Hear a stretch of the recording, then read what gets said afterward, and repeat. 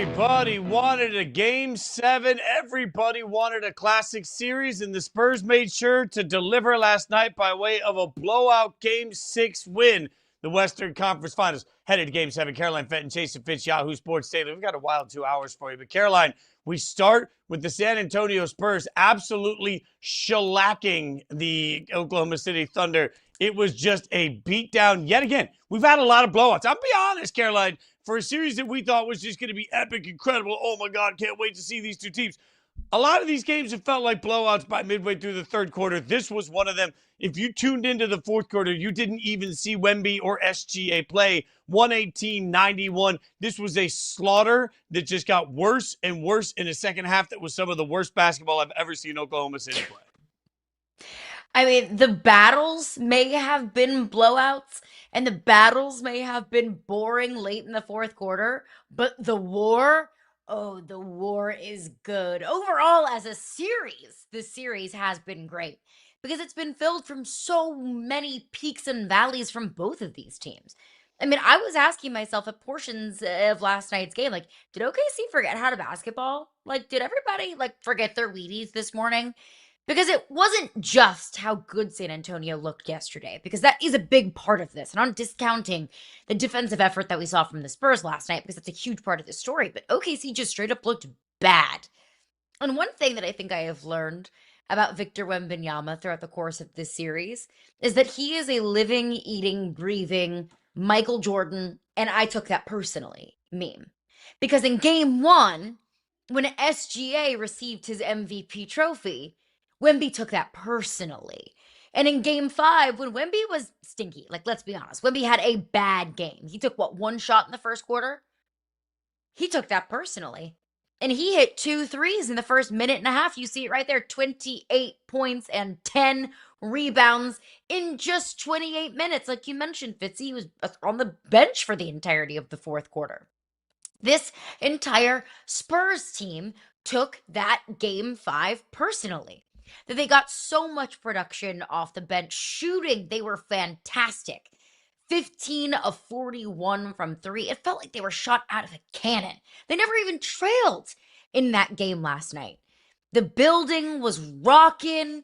You could tell that they were total and complete goldfish after game 5. You could tell that they knew how high the stakes were. They played like they had a trip to a championship on the line. They played like they knew that OKC was going to come into their building with the thunder of the gods, and they were not going to let that happen. That Dylan Harper, at 19, 20 years old, a kid who should be a sophomore in college, outplayed the back-to-back NBA MVP and SGA last night. Now, I was just so impressed from what we saw from San Antonio last night. But another thing, Fitzy, if I've learned anything about this series and these two teams, you can look at one game and you can, inspect it, you can analyze it, you can peel back all of the layers. But it means nothing when it comes to the next game. I mean, do we really believe that Oklahoma City is going to go into the next game and forget how to shoot? Their shooting was abysmal. In the second half, when San Antonio went on what I believe is a 20-0 run at the time, we watched Oklahoma City miss 14 straight shots. And there's a difference between we missed 14 straight shots, but the defense is absolutely incredible. I watched 14 straight shots where it was wide open look, wide open look, wide open look, back of the rim, front of the rim, side of the rim, not even close to the rim. It was a shooting spectacle from OKC that I would expect to see from James Harden in the 7th game of a series. It was not the OKC we're used to any way, shape, or form. I don't think that that's going to happen in the next game, but also I didn't think it was going to happen in this one. I'm trying to make sense. SGA, you mentioned 15 points, fewest he scored in a game in over a full calendar year. He looked a little lethargic. He looked a little lax, but I laugh because just 2 days ago, it was, oh my God, Wemby looked exhausted. He can't handle the rigors of a long playoff series. His body doesn't look like he can take it. Then he had more points in the first half of game 6 than he had in all of game 5. He had more shots in the first half of game 6 than he had in all of game 5. To your point, Caroline, I think that the only way to truly analyze this series is to let every game be a brand new game. And every game have no carryover from the game before. Because we've watched San Antonio blow out Oklahoma City, and then Oklahoma City blow out San Antonio. Now San Antonio blow out Oklahoma City. Like, we're watching this back and forth. I feel like I'm watching somebody that's manic try and figure out how to deal with their emotions throughout the course of this series. There's just no normalized level in any of this. So that's why I think it makes it almost impossible to predict what happens in Game 7. Now, one thing, though, that we do have to keep an eye on from Game 6 is what's going to happen with Will, because Jalen Williams, I mean, they tried to get him out there, and it looked awful. It did not look at all like what they hoped it looked. It looked like they put somebody out that wasn't ready to be out. And that's just the hard part of OKC has battled through so many injuries. And I kept watching Jalen Williams last night thinking, man, I don't know if I would have put that version of him minus 18, but it wasn't even that. It's the way that he was dragging his leg on the court. It was a terrible look. I don't know why he was in this game at all. And to add on top of that, to add insult to injury, Jalen Williams was 0 of 4 from 3. So it was a brutal night for JDub. I thought about it. I've been going back and forth in my mind of should JDub have even been out there last night. And the way that I rationalized it from the Thunder perspective was we want to get him in there and just knock some rust off before Game 7. He played, 10 minutes? If you put him in there for 10 minutes, I'm sure they could rationalize to themselves if it's not going to make or break a lot of things. But maybe if he has the opportunity to just get some in-game experience, then that way in Game 7, he'll be able to, you'll eliminate that ramping up period because he would have just already had that in Game 6. So I understand the thought process there, but he clearly wasn't right. He clearly was not 100%. I mean, that hamstring's been lingering pretty much all season long, and it has reared its ugly head in the postseason. And look, to the Thunder's credit, they have been able to find ways to win, and win in gaudy fashion, even without JDub. But I know how they're not going to win this series, and there's several reasons how they won't. It's how they shot last night. SGA only 15 points. SGA only going to the line 3 times, getting outscored on the bench. Several reasons and several things you can point to as to why Oklahoma City lost that game last night. But one way I know they won't win is when you have JDub out on the court, like you said, literally dragging his leg, looking gassed, not looking 100%, and looking like he should probably take a few more days of rehab. So I don't know what the Thunder decide to do moving forward. But if I were in that locker room, if I was a decision maker in Oklahoma City, I would say he is hurting us more than he is helping us. Yeah, I agree with that. And look, with JDub, it's hard because you need him and you want him, but also you need the best of him. And maybe the process here is like, hey, we want to see what we get for him for Game 7. But I just watched that and thought, man, if that's the best he's got in that leg right now, in that hamstring right now, he shouldn't even be on the court. The officiating, too, has to be mentioned, because one thing that I think is important here is we talked yesterday about the fact that, look, we've seen the flops. We've seen the flops. We've seen the flops. Well, the flops didn't work last night. And there's no doubt about it that whether it was because the league called the officials or whether it's because the officials just got a sense of it, they were not calling the same way against SGA that they had in other games. I don't know if that's because the league called them and said, hey, stop. I don't know if that's because the officials looked at the film and said, hey, we got to keep a closer eye on this. But some of the very flops that have worked to make calls didn't work to make calls in this game. And it comes back to one of the big themes we're going to have in Game 7. How they choose to call these games will make a massive difference. If SGA goes to the line a bunch, it makes a massive difference. If they're touchy on the way that they call everybody that defends Wemby, it makes a difference, Caroline. Like, if we think about it, as much as we're going into Game 7 wanting these two teams to really decide the outcome, the officials will have a massive say in it based solely on how much they're going to let them play, how close they're going to call this, how physical they're going to allow each other to be with each other, how susceptible they are to the flops, how much they want to call Wemby. All of this is why the human element of officiating will make a massive difference to me in Game 7. Well, I mean, last night the Thunder combined shot 12 free throws. That is significantly fewer than only SGA himself shot in Game 5. I mean, we all saw Carter Bryant literally lead with his shoulder and absolutely truck SGA. And it was still just a common foul there. I mean, the Spurs shot more than double the number of free throws that the Oklahoma City Thunder shot. Even when we heard from the fans in the stands, flop, or really throughout the entire course of that game. I think that's where home court advantage also plays a really, really big part. And we know that these games will be. We know these games have been called differently in OKC versus in San Antonio.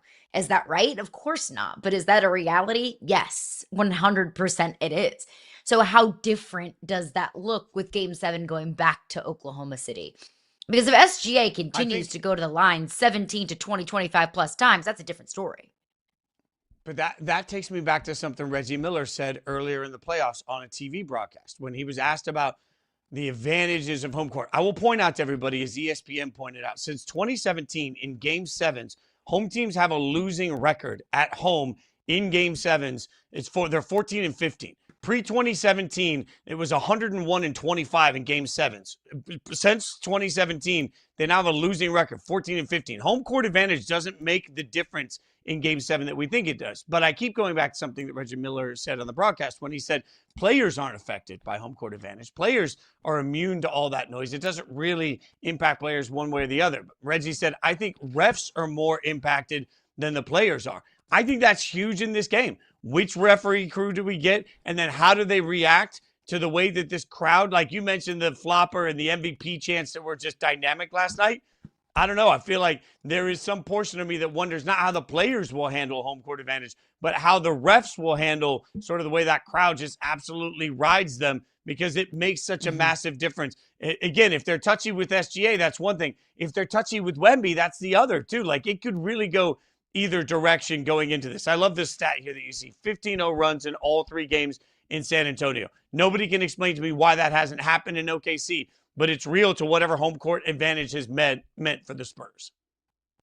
Well, I mean, I looked at that building last night. It was vibrating. I could feel it through my TV screen. I mean, every time, it was a shot made. Every time it was a foul on OKC. Every time it was just a slight little bit of momentum on behalf of San Antonio. That building was absolutely electric. And I do hear you, and I hear that, home court advantage or where you play doesn't necessarily affect the players. Maybe it does, and they don't even realize it. Because I felt it, at least for the Spurs last night, that they came out swinging. Like I said, Wemby, 2 threes in the first minute and a half of that game last night. The crowd went wild. I have to think that probably instilled a decent bit of energy on that San Antonio bench, that everybody kind of felt a little bit of it, that the Wemby, shot making kind of felt contagious, and they were able to ride the high of that throughout the entirety of the game. So, look, Reggie Miller has more basketball experience and more basketball knowledge in his pinky finger than I will ever have in my whole entire life. But just based off of last night's game, it did feel like the crowd, at least in my opinion, played a little bit of a role here. But with this game going back to OKC, and with the adjustments that we've seen OKC make every time they get smacked in the mouth, because we saw this, what was that, game 4? Off shooting night. The Spurs were hitting. The Spurs didn't turn the ball over. That was another thing from last night. Spurs only turned the ball over 12 times. But all of these things, these little formulas for success for San Antonio and formula for losing for Oklahoma City, all of those things kind of came to fruition last night. A majority of those things did. But when they're back in OKC, how different of a story does that look? They're 9-0 after a loss in the playoffs in the last 2 years. They've been in game sevens repeatedly in the last couple of years. Like, this to me is we always say you have to go through it to know how somebody's going to go through it. We haven't seen the Spurs in this sort of a moment. We've seen Oklahoma City in this sort of moment again and again. Last year, they were challenged in 7 games. We want to talk like it was easy, but they were challenged by Denver. They were challenged by Indiana. They survived it. And again, they have never lost in the last 2 years, I should say. They haven't lost back-to-back playoff games. I got OKC in this one. What do you got? I have OKC in this one as well. The experience of playing in game sevens, I think, is invaluable. But if we want to flip it over to the other side quickly, The Knicks, there's been 5 teams in this NBA postseason, or 5 times in this NBA this postseason, that a team has played another team in a series coming off of a 7-game series. The Knicks, 4 of them, soon to be 5. The Knicks, every step along the way, have played a team coming off of a 7-game series. And clearly, they've had success doing it. It is interesting. You said right away, hey, the biggest advantage the Knicks were going to get was rest. And what do you know? You were right. We are headed to a Game 7. We will keep you updated on that, of course. But coming up, a little bit of football fun to get into as we take a look at one of the weirdest quarterback battles we've seen in a long time. And the real question is, are we valuing the wrong people in the Vikings organization? I'll tell you next.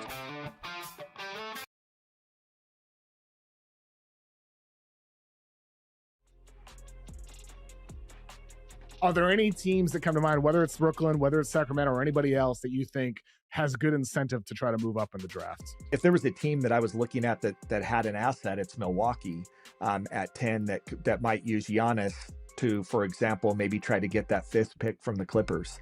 That's the only team that I'm looking at right now that I say, okay, I think they've got the juice.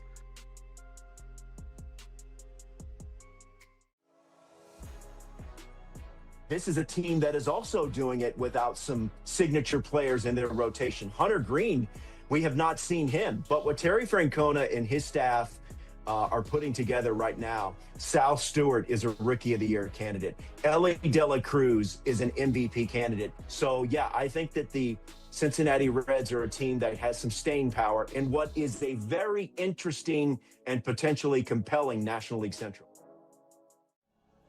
There were rumors that this was going to happen before the draft, that Jadarian Price was going to end up going to the Seahawks at 32. I think you can make a very strong argument that you could take Price as early as the 106. That might end up getting you in trouble, but I don't know if I feel that strongly about some of the other players in that range. There was not many other depth charts like across the league where there's just a smooth sailing spot to that running back 1 position. Right across the street from where the Giants and the Jets play, we've got professional football indoor.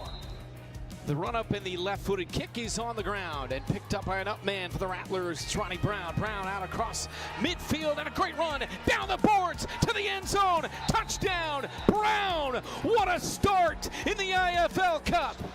Huge high hop, and he just absolutely had a nose for the end zone down the wall. JJ McCarthy asked about Kyler Murray's arrival, said it's just like 2 guys in a classroom. He sits on one side, I sit on the other side, and it's the coach's responsibility to teach us and coach us. As usual, a very, let's say, thought out response by JJ McCarthy, who is that sort of dude. But it has me wondering, are we absolutely thought out? I'm trying to say, like, JJ is a weird dude, right? Like, I had the chance to cover a little bit of JJ in the Michigan National Championship run. And Carolina at the national championship game, I remember saying, I wonder how he's going to work in locker rooms because he's just a different dude, right? Like, we're starting to get some of those answers. But part of this comes all the way back to Kevin O'Connell, the head coach of the Vikings, who's a quarterback whisperer, according to everybody. And I guess I'm just stepping back and saying, is he? Are we 100% sure that Kevin O'Connell is that dude? Because I realize that a large portion of what makes him that dude to everybody is Sam Darnold.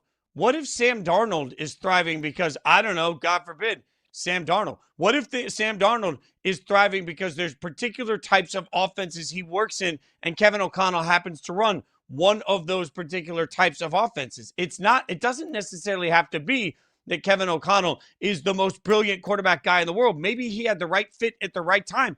And maybe we should be giving Sam Darnold a little bit more of the credit for the success we saw with the Vikings instead of just presuming that Kevin O'Connell is him and can develop anybody into a quarterback. Because, frankly, I think the quarterback room sucks. And I think the Vikings are going to be challenged all year because of it.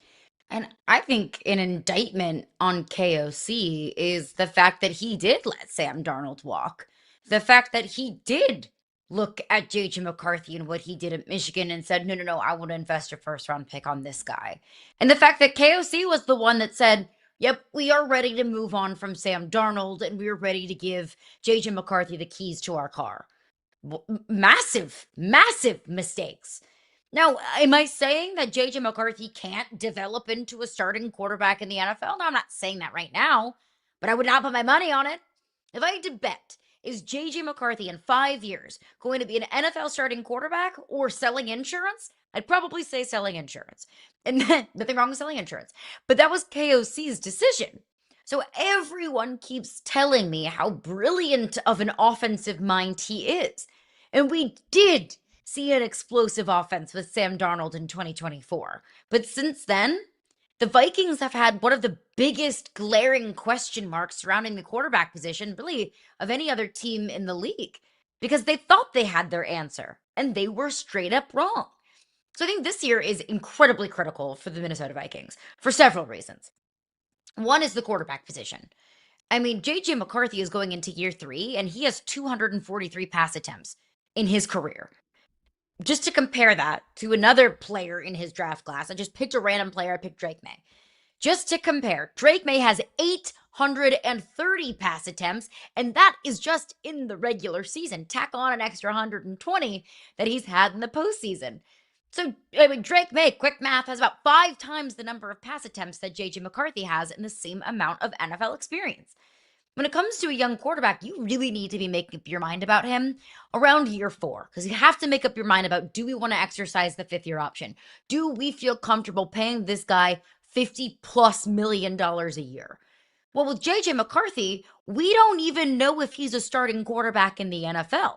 And if I had to put my money on it today, he would not be the starting quarterback in Minnesota week 1. I would defer to Kyler Murray in that room.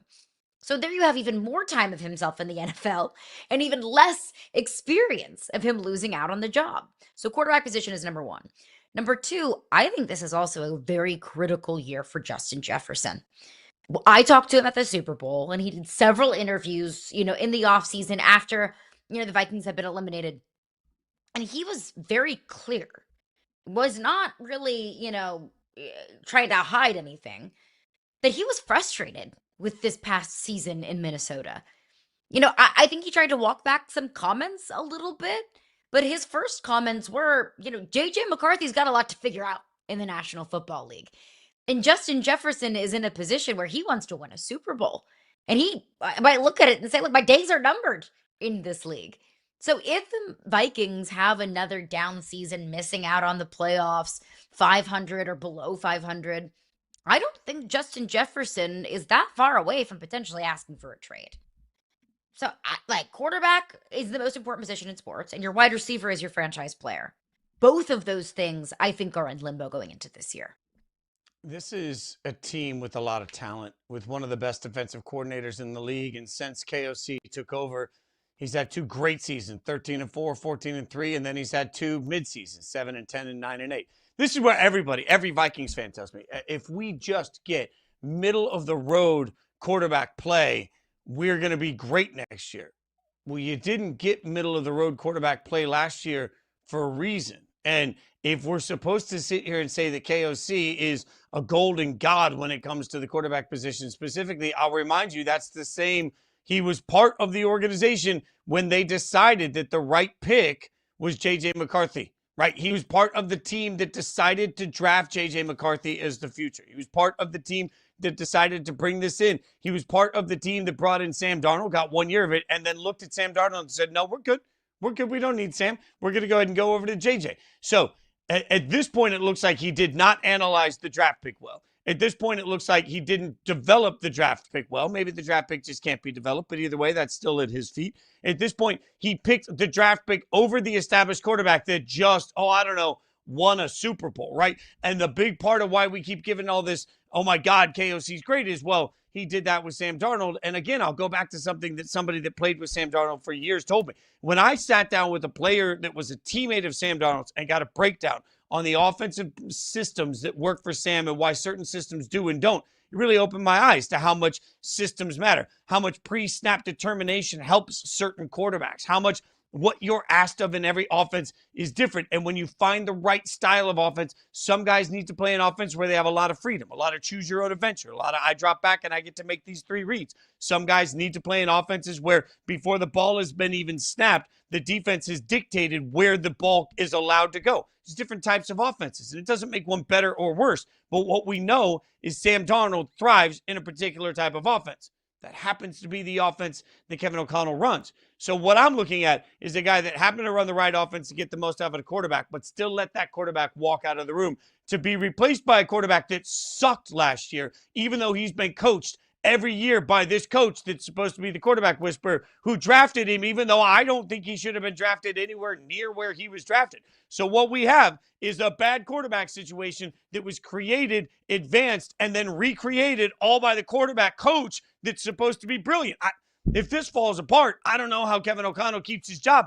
I don't know why he should be. I'm just starting to look around and say, with the talent they have in that room, is Kevin O'Connell really that guy? Or is he a coach that lucked into a situation where the talent around him was so good, all he had to do was not screw it up, and they've still only been mid coming off of last season? Well, if we think about the offensive gurus in the NFL, Kyle Shanahan comes to mind. Well, Kyle Shanahan was able to turn the last pick in the draft, Mr. Irrelevant, into a franchise quarterback. Sean McVay comes to mind, right? Sean McVay traded away the Rams franchise quarterback for Matthew Stafford, and they won a Super Bowl, and Matthew Stafford is the reigning MVP. Offensive masterminds, one, make the right decisions and make the right evaluations at the quarterback position, and they make the most out of the quarterback position. Now, you mentioned one thing, and I think it's going to be fascinating to watch this year, and that is system. I think Kyler Murray is going to be the starting quarterback for the Vikings this year. I don't even think it's going to be relatively close. Prove me wrong, JJ McCarthy, but everything that I've seen from JJ McCarthy, he's not that guy, pal. So making the assumption that Kyler Murray is going to be the starting quarterback in Minnesota this year, I'm going to be fascinated to watch how that unfolds. Not because I think it's going to be wildly successful, but because this is going to be a big test for KOC of just how brilliant of an offensive mastermind he is.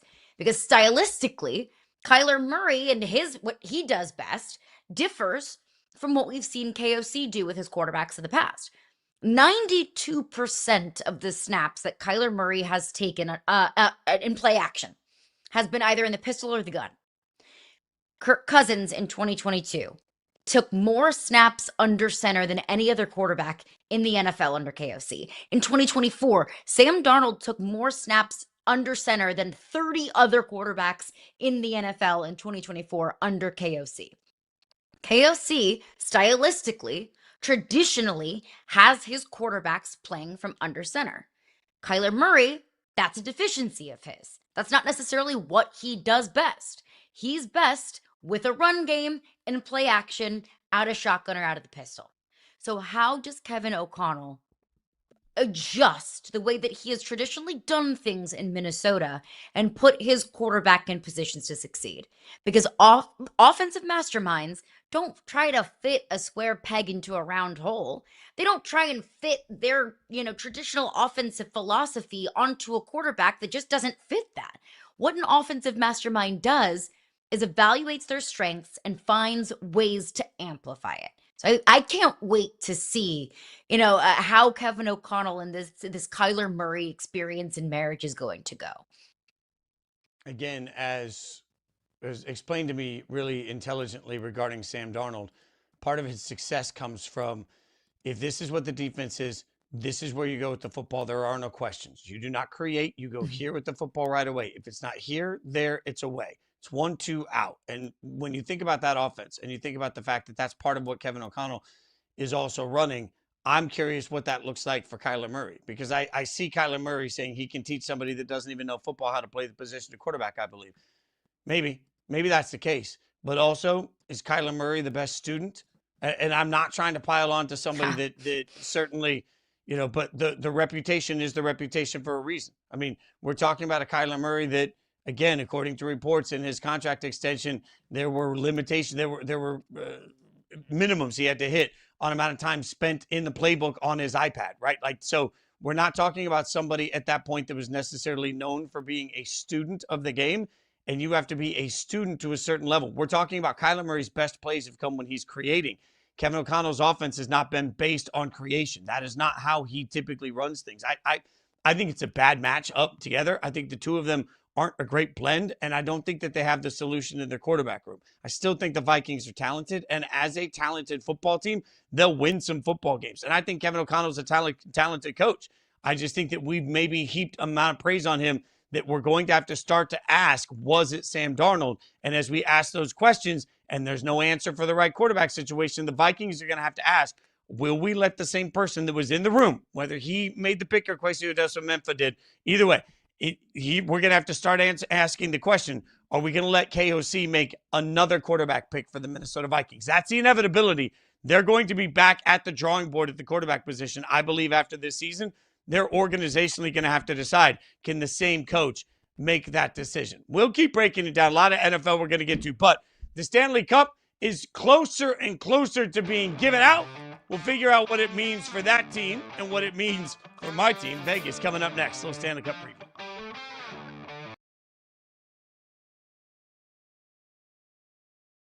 Rubido's going to have to stand in there. He's going to take a lot of big hits because they're going to give up pressure. Fake handoff from the 3, launches, got a man deep, caught, touchdown, New Mexico, Damon Street with the answer. Let's watch, there's Rubido gets drilled and just, poorly timed on the defensive play by or Decius. Decius jumps and the ball's not even there yet, but a great play though for New Mexico. The UFC has just given me so much. And I've met so many great fans around the world, different states and things like that. And I'm just blessed. And like I said, I'm glass half full all the time. Even when things are not going my way, I find a way to look at the bright side. I'm just happy to be here, man. And one fight at a time, when it's all said and done, I would love to have my last dance with the UFC.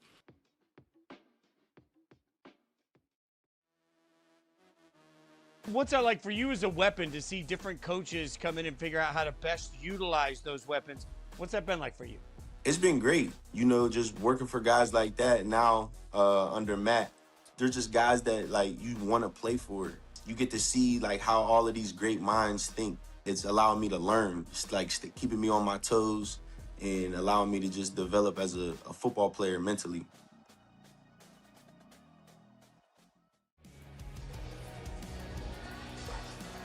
Felix Harper, 7 of 11 in the first half. The efficiency has been the name of the game for him so far this season. Handoff left side, down the near boards, open space, and JT Stokes in for the touchdown for Fishers. And JT Stokes get a carry off the left side on the first play from scrimmage in the second half and houses it. The Canes are one win away from the Stanley Cup final, Game 5 between Montreal and the Canes, Friday, 8 p.m. You see it there. Madison Packer, former pro hockey player, current on-air analyst, been covering the NHL, PWHL, Winter Olympics, Frozen Four, all of it, all over the place, joining us. All right, Madison, I'm going to admit my bias. I got a basement full of Stanley Cup champion gear for Vegas. I need this series between Carolina and Montreal to go 7. If they could add an 8th or 9th game, I'd be okay with that. I need them to wear each other out. So what are the chances we at least get to a Game 6?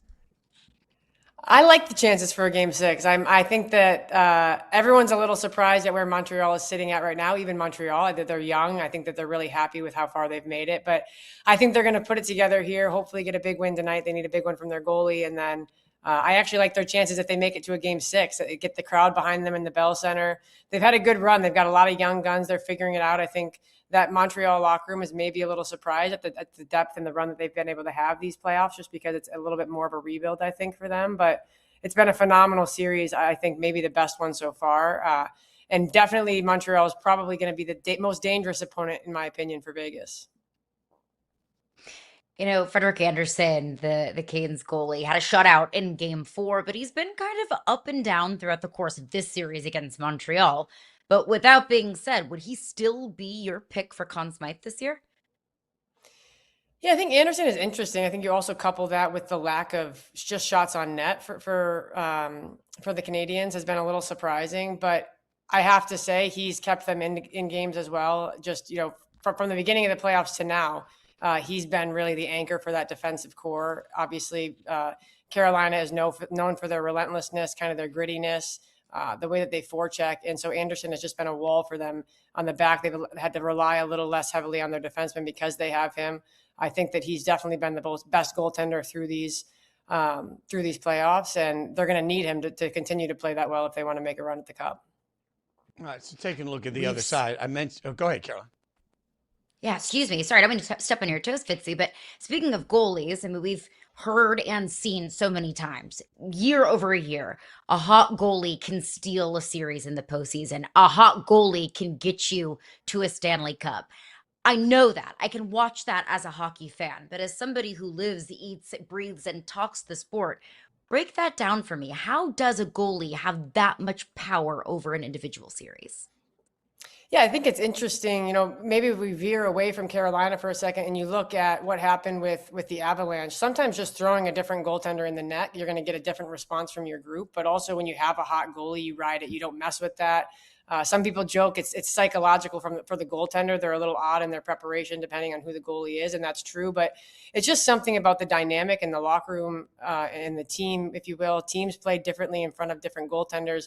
I mentioned the Avalanche series. You saw the coach there make a switch. They went to Blackwell in Game 4. I thought the team, obviously they didn't win. The team didn't do enough, but they played better in front of him. He played phenomenally. So sometimes making a change at goaltending will get you what you're looking for. In the case of Carolina, obviously Anderson has just been really better than anyone through the entire playoffs. I think that part of that is coaching and the confidence that they instill in their goaltender. You look also at maybe the Buffalo Sabres is the best example of a team that has two goalies that you can rely on, kind of ping pong back and forth. That's also a huge advantage in my opinion. But for them, just that goaltending brings confidence into the locker room. You get more out of your teammates and your players when they know they can play a certain way in front of the goalie. And so I think that team is sitting in a good position with how they feel about their goaltender. So let's stick then with change as a theme, because I'll be honest, I'm used to Vegas changing coaches. Like, if Vegas doesn't get the result, they fire everybody. That's just how Vegas is fired. I get it. But I was pretty surprised when Bruce Cassidy was fired with, 8 games remaining in the regular season. We sat on this show, and I'm like, I don't know what the hell we're doing. Now, all of a sudden, we see Torts take him on this run. What changed with the team? Why make the change, and what's been the difference? Yeah, I mean, I think, listen, Torts is a phenomenal coach. So is Bruce Cassidy. Torts has an ability to pull things out of his players that I think not everyone can. I also think that that's true of the coach in Carolina. He is unique in his approach to things. He gets a lot out of the men in that locker room. But there's just something about Torts where the way he leans into his guys, you see that dynamic on the bench and even in the way that he interacts with his players. It's important. And if you are willing to wear your heart on your sleeves for your players, I think that you're going to get that from them in return. And he's often criticized, right, for the way that he addresses the media and the way that he conducts himself. But I think truly he's a player's coach, and he knows what he needs to do to get the most out of his guys, and he's unapologetic about it. And I think that the players appreciate that, especially when things get rough and things, you're banged up in the playoffs and you just want to be home with your family and you're on the road. You need a coach like that. So we just had the quote up from Cassidy. He's upset that he's not being allowed to interview with other teams. It's within Vegas's rights, I guess, but this is kind of a bad look for everybody. What do you make of it? Yeah, it's interesting. I think one, it's distracting. I think that the focus right now should be on what the positivity that's going on in Vegas and maybe less about their disgruntled ex-head coach. But that's just me from an athlete perspective. I think that, he's obviously frustrated. To his point, he's a hockey coach and he wants to work, but he also signed a contract, and Vegas has other things that they're focusing on. So I think that that's part of the business. He's a competitive guy, also a phenomenal coach, probably a Hall of Famer at some point. But that's business. I mean, at the end of the day, it's entertainment, but it's also a business. So I can understand being upset, but I think Vegas has bigger fish to fry at the moment, and they don't want to be distracted by his job opportunities. They already fried a pretty big fish when they swept Colorado. So they took care of business early. Let's live in a world where this Canes-Canadian series goes a little bit longer. We talk about this every year. Rest versus rust. You've lived it. Is that a real thing? Could that actually be a disadvantage for Vegas in sweeping Colorado? Oh, absolutely. I mean, look at what happened in the Montreal Carolina series, right? I mean, Montreal came out guns blazing. They kicked their teeth in 6-2 in the first game, and then they haven't been able to do anything since. I think that, again, it's team dependent. Everyone has their own superstitions, but I think there's something to be said for rest, especially this deep in the series. You saw a few Vegas guys go out with injuries here and there, and everyone's playing through something at this point. It's just part of the game. So I think that it helps them to have that rest. But then on the flip side, whoever you get from the Eastern Conference side of things is coming in with momentum. Everyone's banged up, everybody's tired. So it just kind of depends, how your locker room responds and what you like. I think that, whether it's Montreal or Carolina leaning towards and looking like Carolina, them and Vegas, in my opinion, of the groups left, seem to have the tightest knit room and the best camaraderie, if you will. And I think at this point, whether you're playing the next day or you get a few days off, it doesn't really make a huge difference. Now, that said, Vegas has a lot of days off if this series goes to a game 7. So it'll be interesting. But I think that right now, Vegas is the team to beat just because they're firing on all cylinders. Sweep aside, they've found their stride and they're playing like a real team. So speaking of Vegas, the PWHL just announced Las Vegas is one of 4 new cities getting expansion. What does expansion mean for the PWHL? Yeah, so they added 4 teams this offseason, one being in Vegas. There's another one in San Jose, Detroit, and the final market is Hamilton. Sorry, I slipped my mind for a second. So there's actually 2 teams in Ontario, or 3, with Ottawa, Hamilton, and Toronto. But the league started with 6 teams. Now they're up to 12. I think they're going to hold it there for a while. Hopefully, they got to fill those rosters, and it's not just fill those rosters, but make sure that the product continues to be in line with what we've put out so far. The hockey's been really, really good. So I think there was a demand there for athletes for a little while. They held off. But now expanding to the West Coast also helps. There was a team in Seattle last season as well as a team in Vancouver, and those teams were just getting crushed with the travel schedule. So now adding a team in Vegas and San Jose kind of allows you to have conferences, if you will, and cut down on that travel a little bit.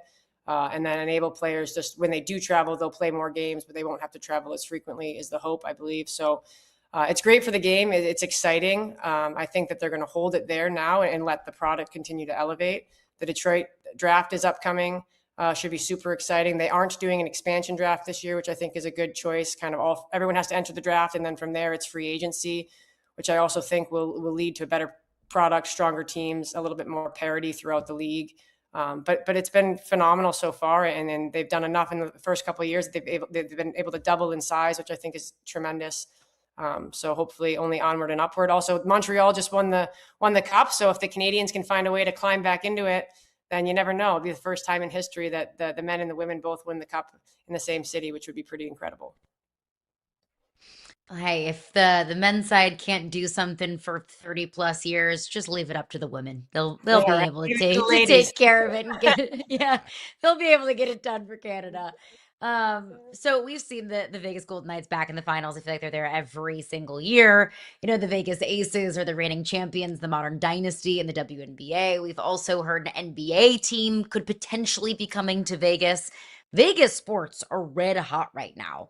Now we have a PWHL team coming to Vegas. Why Vegas? Why is that market so red hot right now? I think the obvious answer maybe is the entertainment factor. It's been really positive to see the outpouring of support specifically for women's sports. And I think that that's interesting in Vegas as well, because if you look across sports, really, you don't target the same fan base, right?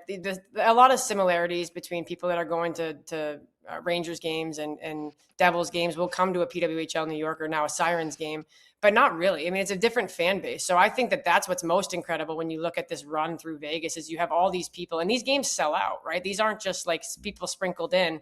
I mean, these games sell out. So I think that's exciting for that Vegas franchise as well. Just the amount of support that comes from these fans. And I think a big part of it is Vegas is an entertainment city. You have lots of different people coming in and out. So it's exciting.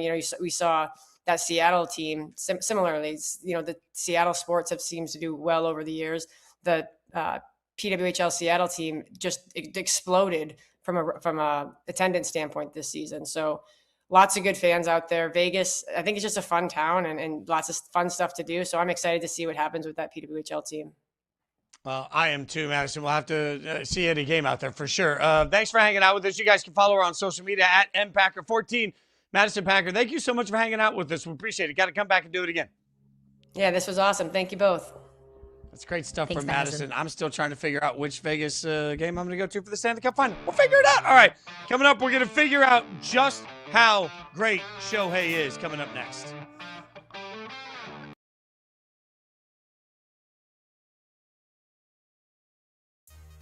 And the Jets with Darren Mucci as GM feel like they are figuring it out. Now, can Woody Johnson, the owner of the Jets, stay out of the way and let this thing progress? Is Aaron Glenn actually have the goods as head coach?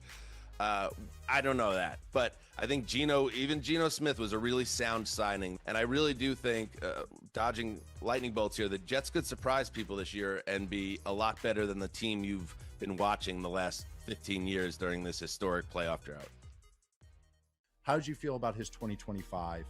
Do you think the hype is justified? Is he your number one guy right now? I would feel comfortable putting him as QB1 right now. What I saw from Arch down the stretch, I just think that a lot of people stopped watching Arch in October. It was like, this guy's not good. And they moved on. They did. And then we got to Florida. And then we got Tennessee. And we moved on and on and on. And he stacked games and he stacked games and he stacked games. I was texting a Southwest scout and I was like, fill in the blank. Arch Manning has the best pocket movement skills since, and he said Joe Burrow. Should AJ Bonsa be a lock for the number one pick going to the Washington Wizards? What do you think, Chad? He's been my favorite player to watch really all year. I love what AJ brings to the table and the upside. I think he's got the combination of a can't miss scorer who could just ultimately be, one of the elite top 5 players in the NBA. And I just don't think the Wizards take the risk. To me, he's the clear number one guy. Second down and 7, 5 to play. DeLorean launches, far boards, got a man deep in the end zone, caught, touchdown! The Orlando Pirates take a big shot and cash it in. It was only a matter of time before he had the one-on-one situation, and he got a chance to show off that blazing speed. Naquan Murray continues a massive night. Shohei Ohtani hit a leadoff home run, pitched 6+ innings, finished with no hits allowed. No other MLB player in the modern era has accomplished both feats over the course of his entire career, same game or not. I realize exhausting for some people when we sit here and we say Shohei and everybody rolls their eyes because they realize that quickly means that we're going to be talking about Shohei yet again.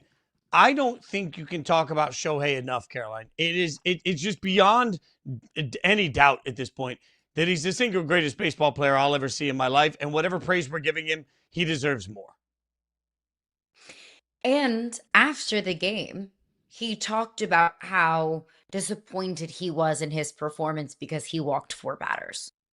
He struck out 12 and hit a leadoff home run. Like, he's doing things. It feels like every night that he's out there on the mound. Feels like every week we have a new Shohei did something that nobody has ever done in the history of baseball. Or Shohei just did something that hasn't been done since Babe Ruth did it. So he's not just changing the history books in Major League Baseball. He's breaking all of our brains in the process. Because it is really just, frankly, so difficult for me to conceptualize how good Shohei Ohtani is at everything. How consistent Shohei Ohtani has been really throughout the entirety of his career. I do think we take it for granted. Because the fact that Shohei Ohtani continues to do things that we've never seen done in the history of this sport, and that's a long history. Baseball's been around. We're not talking about it enough. If it's the leadoff story on SportsCenter, we're not talking about it enough. And Fitzy, I really wish that I did have this new, fresh, never been heard before kind of take when it comes to Shohei Ohtani. But all I can say is we are watching history. We will be telling our kids and our grandkids and our great grandkids about how we got to watch Shohei Ohtani. About how we got to witness one of the, if not the greatest baseball players in the history of the sport of baseball. I wish I had something new to offer up. But at the end of the day, all that can really be said about Shohei Ohtani is there's no word in the English language that accurately encapsulates Shohei Ohtani's greatness. And it is simply just a privilege to watch him. You know, the kids out there, they're going to say, oh, she's glazing him. So be it. He deserves it. Shohei Ohtani has very much so deserved every amount of praise that has been heaped upon him. He's terrifying for every other team in baseball, and he is a privilege for every fan of this sport. At some point, it's no longer just a conversation of Shohei greatness in baseball, and it's just a conversation of Shohei greatness.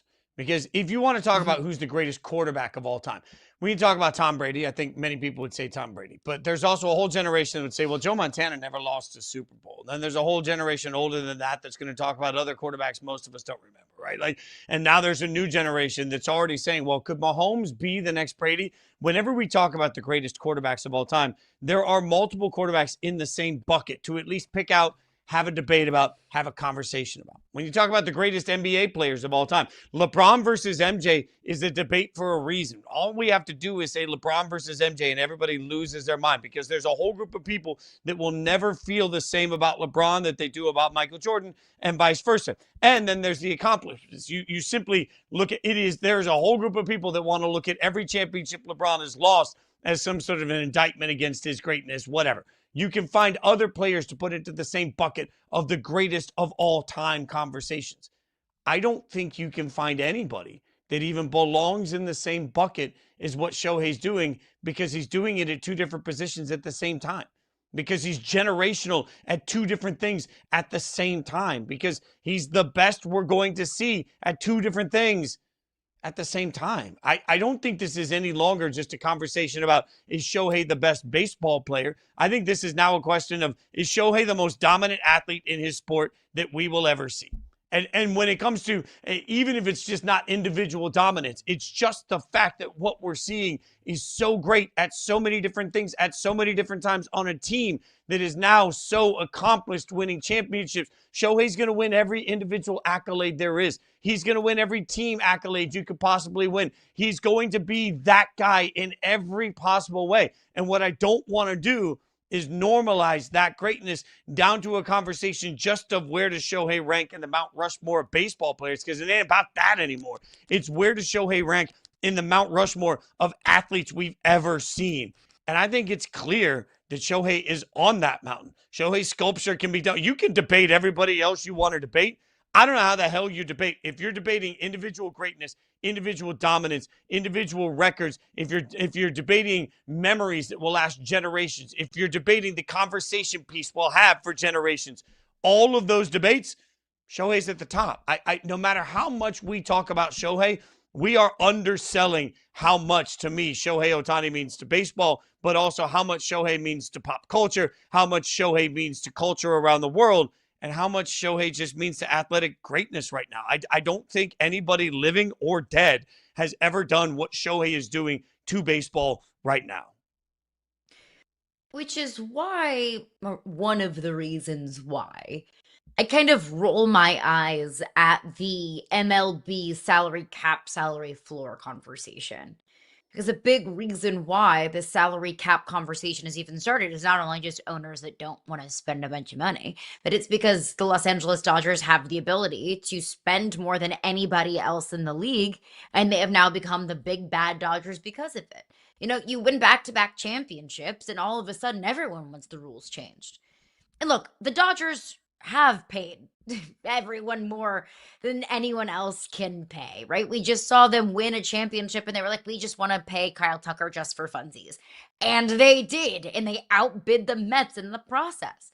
So I understand that the spending and the money is a big part of this. But also, I roll my eyes because how much of it is the money and how much of it is the Dodgers have Shohei and you don't. And I understand that the clapback to that could be, well, I mean, the Angels had Shohei and they, didn't even make the postseason. I get that. I think that's more of just the Angels being an abject disaster, more of a disaster than Shohei could ever pull them out of than it is any, knock against Shohei Ohtani. Because if we want to talk about how Shohei is one of the greatest baseball players in the history of the sport, is the most valuable player in Major League Baseball, consistently breaks records and rewrites history books, well, then I think we have to keep that into consideration when we talk about the Dodgers and about what the Dodgers have now been for baseball over the last couple of years. The Dodgers are ruining baseball because of their spending. Sure, okay. But also, the Dodgers have the best player on the planet. And there's no amount of salary cap or salary floor that's going to change that. And speaking of salary cap, salary floor, we do have the updates as we will continue to get over the course of the next several months about the collective bargaining agreement process. We now have the proposal that has come back from Major League Baseball to the Major League Baseball's Players Association as they continue to go back and forth. The MLBPA submitted its first CBA proposal to the league, focusing on salary increases. Reportedly, the salary cap proposal that has come back is one from Major League Baseball that includes the salary cap, something players are not at all interested about. Caroline, the more we talk about these salary cap proposals that are going back and forth, the more it's clear to me that there is no in between. There is no compromise. One side wants the salary cap. The other side wants nothing to do with it. There is no easy answer to that. I am sitting here wondering how close we are to a complete stoppage. This feels like a historic shutdown is around the corner because I don't find compromise. If the issue is salary cap, there's no in between. You either have it or you don't. So in my mind, if that is going to be the sticking point, I don't know how you solve that through negotiation. We have a list of 15 teams up on the screen. 15 teams that in this hypothetical salary floor would be below the salary floor. 9 of those teams are above 500. 9 of them. 9 of 15 teams are above 500 despite spending below the salary floor. And in some of these cases, significantly below. Almost half what the salary floor would be, including the Tampa Bay Rays, who have the 3rd best record in baseball behind only the Dodgers and the Braves. So I hear you on these teams need to spend. Like I look at the poor Miami Marlins, it's like a lot of these teams have just been terrible for so long, and it doesn't look like they have owners that are willing to spend their way out of it. And that stinks. And I hate that for those fans. But that sounds like more of an ownership issue and less of a Major League Baseball issue. My team, the Cardinals. I'm from St. Louis. The Cardinals were my first love. They have spent $80 million below what this proposed salary floor would be. And this is the most exciting year in Cardinals baseball since they made the postseason in 2022. So are we really willing to go into a lockout over this? Is Major League Baseball really willing to miss games, miss a postseason, miss a season because of this? Because I am seeing a lot of these teams overachieve despite lack of spending. So I think in the past, I was very open to the idea of a salary cap and a salary floor because I wanted competitiveness. And that's what a salary cap and or floor can bring. If everyone's spending around the same amount of money, then in theory, everyone is competitive because everyone's kind of beating up on each other. But I'm seeing a year in Major League Baseball that is so incredibly fun to watch. And I don't want to mess with it. And I certainly don't want to lock out because of it. I think the owners are willing to do whatever it takes to get the salary cap they want. The question is, will the players do whatever it takes to not get the salary cap that they don't want? That is always these millionaires negotiating against billionaires. It's bad press for everybody, but we'll see if they can find compromise. We both hope for the sake of the sport that they can.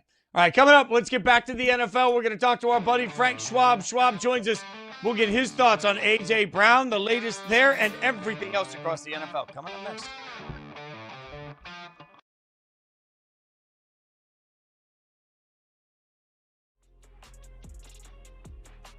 Are there any teams that come to mind, whether it's Brooklyn, whether it's Sacramento, or anybody else that you think has good incentive to try to move up in the draft? If there was a team that I was looking at that had an asset, it's Milwaukee at 10 that might use Giannis to, for example, maybe try to get that 5th pick from the Clippers. That's the only team that I'm looking at right now that I say, okay, I think they've got the juice.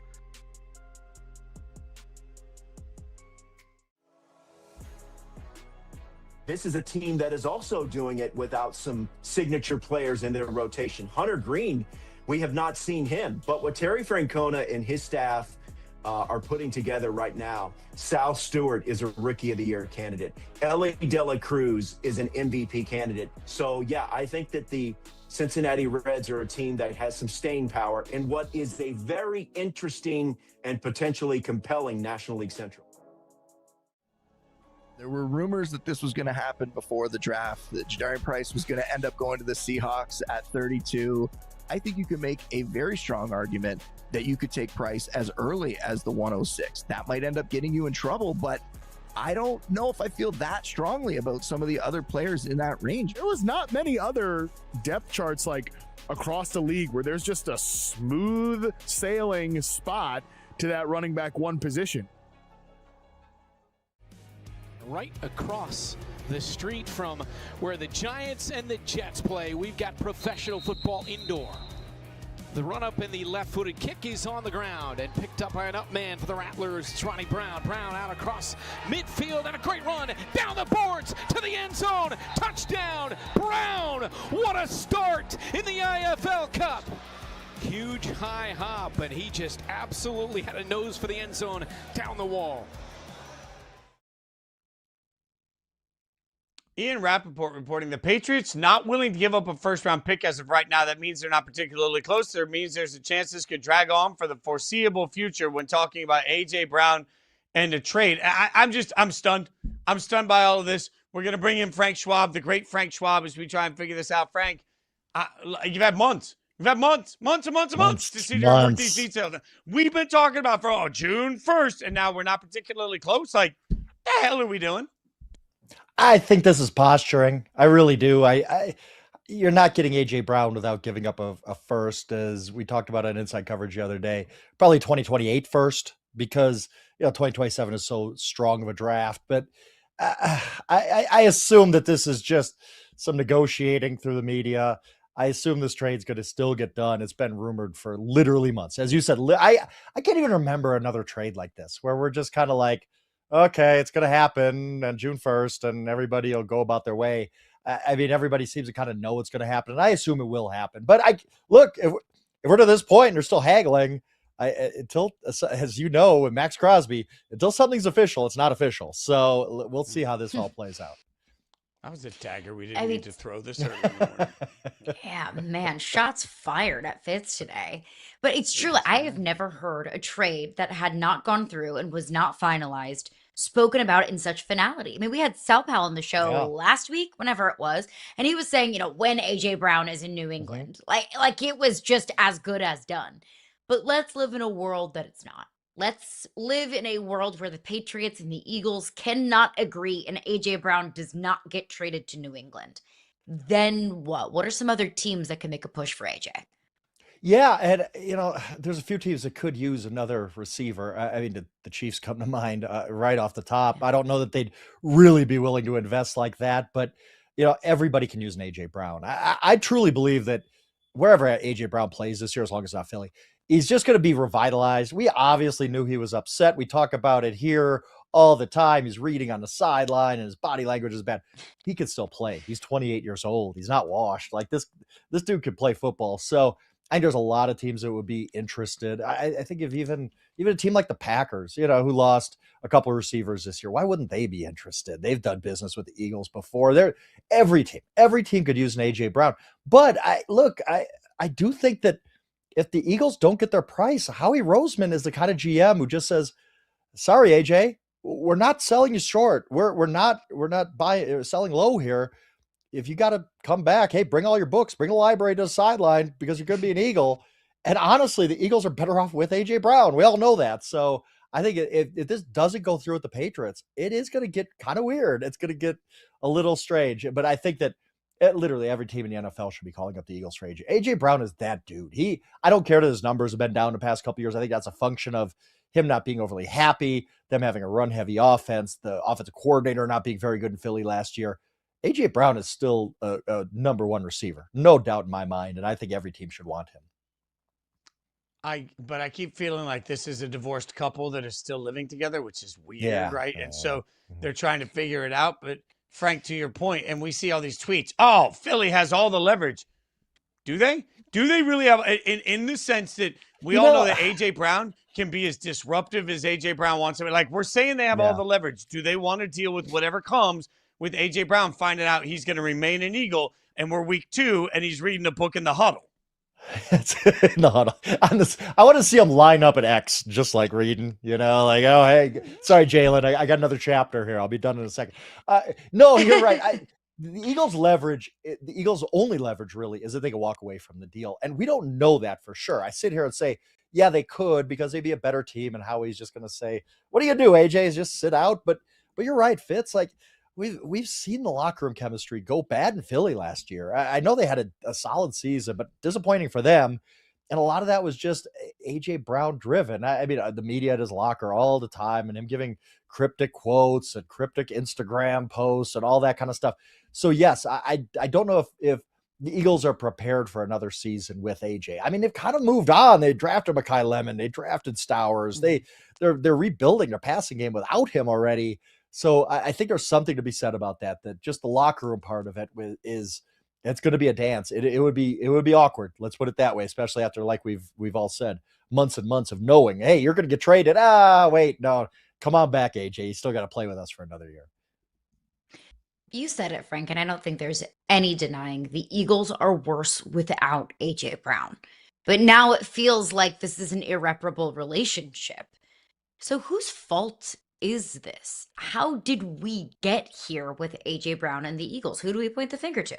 Yeah, it's a great question. And I think that, I mean, like, using the divorce comparison, it's everyone's fault. It's both their fault. It's not one person's fault. I just think that, I mean, it could be, should the Eagles have done more to get AJ Brown the ball more to keep him happy? Probably. He's a really good receiver. Is it their fault that they had an offensive coordinator last year that didn't know how to get him the ball? Yeah, probably that too.